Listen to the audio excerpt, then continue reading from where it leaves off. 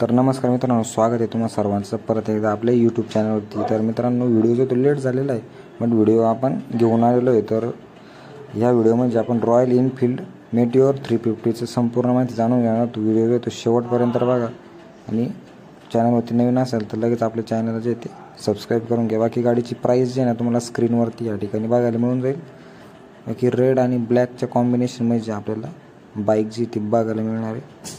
तसं समोर आपण फ्रंट लुक जर बाईकचा या ठिकाणी जर बघितला ना, तर फ्रंटला जे ना आपल्याला हेलोजन लाईट दिलेला आहे राऊंड शेपमध्ये, आणि साईडला जे ना आपल्याला व्हाईट कलरचे DRLचा जो आहे ना तो यूज झालेला आहे। बाकी राऊंड शेपमध्ये आपल्याला साईड इंडिकेटर बघायला मिळून जातं। बाकी अप अँड डाऊन सस्पेन्शन आपल्याला या ठिकाणी दिलेले आहे। नंबर प्लेटचं जे आपल्याला लाईटच्या खालीच जे आपल्याला या ठिकाणी ऑप्शन बघायला मिळून जातं। तसंच मेटलमध्ये ब्लॅक कलरचं जे आपल्याला मडगार्ड जे ना ते दिलेलं आहे। बाकी ABS विथ डिस्क ब्रेक आहे आपल्याला या ठिकाणी फ्रंटला जे ते दिलेलं आहे। बाकी टायरवरती जे ना आपल्याला रेड कलरचा जो आहे तो रेडियमचा यूज या ठिकाणी झालेला आहे। बाकी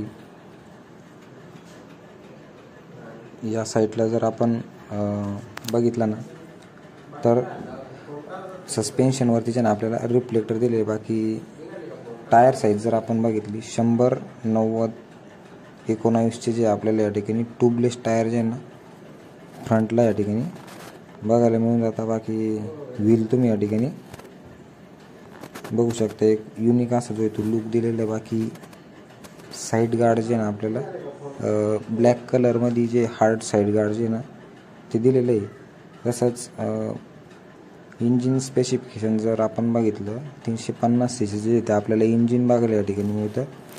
35 ते 40 आपल्याला या ठिकाणी मायलेज जे ते मिळून जातं। बाकी टँकवरती जे ना ब्लॅक कलरचा 3D मध्ये रॉयल एनफील्डचा लोगो दिलेला आहे। फुट रेस बघू शकता आपण, तसंच ब्रेक दिलेला आहे। आणि इंजिनवरती जे ना रॉयल एनफील्डचा लोगो दिलेला आहे।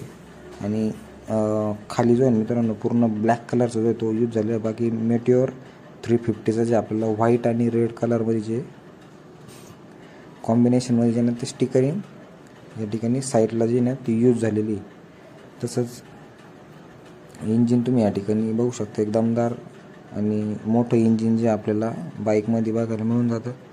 बाकी बॅक साईडला देखील आपल्याला जो फुटरेस दिलेला आहे त्याच्यावरती रॉयल एनफील्डचा आहे ना लोगो दिलेला आहे। बाकी बॅक साईडला देखील आपल्याला सस्पेन्शन बघायला मिळून जातं। तसंच रिअरमध्ये जे ना आपल्याला डिस्क ब्रेक विथ ABS आपल्याला बॅक साईडला या ठिकाणी बघायला मिळून जातं। बाकी या ठिकाणी देखील आपल्याला टायरवरती जे ना रेड कलरचा रेडियमचा जो आहे ना तो यूज झालेला आहे। तसंच या साईडला जर आपण बघितलं तर बॅक साईडला आपण बॅक प्रोफाईलचा लुक या ठिकाणी बघू शकतो। ग्रिप हँडल आहे ना एक न्यू शेपमध्ये आपल्याला ग्रिप हँडलचे आपल्याला साईडला दिलेलं आहे। बाकी पहिले आपल्याला मागच्या साईडनं जे ना ते ग्रिप हँडल बघायला मिळायचं, आता जे ते साईडला दिलेलं आहे। बाकी सीट कम्फर्ट छान आहे। तसंच ब्लॅक कलरचा हार्ड मेटलमध्ये जे ते मडगार्ड या ठिकाणी बघायला मिळतं। साईड इंडिकेटर आपल्याला राऊंड शेपमध्ये जे ते दिलेले आहे। या ठिकाणी रिफ्लेक्टर बघायला मिळून जातात। नंबर प्लेटसाठी आपल्याला जागा जी आहे ती दिलेली आहे। बाकी साडी गार्ड आपण या ठिकाणी बघू शकतो। बाकी कटमध्ये जे आपल्याला चेन कवर जे आहे ना ते या ठिकाणी दिलेलं आहे।